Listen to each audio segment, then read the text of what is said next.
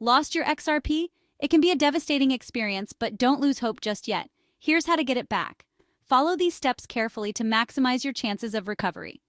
First things first, don't panic. Staying calm is crucial to think clearly and act swiftly. Recovering stolen XRP is tough, but not impossible. It requires patience and persistence.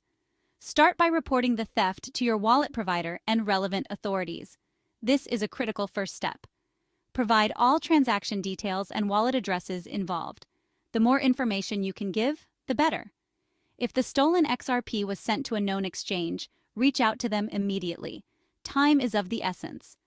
Submit evidence and request a freeze or recovery. Exchanges have protocols for such situations.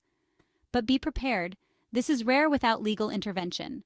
Legal processes can be lengthy and complex. Consider hiring a blockchain forensics firm. These firms specialize in tracking stolen cryptocurrency. These experts can help track the stolen funds. They have the expertise and tools to follow the digital trail. They leverage sophisticated tools and techniques to follow the trail. This can significantly increase your chances of recovery. Now, let's talk prevention. Preventing theft is always better than trying to recover stolen assets. Enable two-factor authentication on all your accounts. This adds an extra layer of security.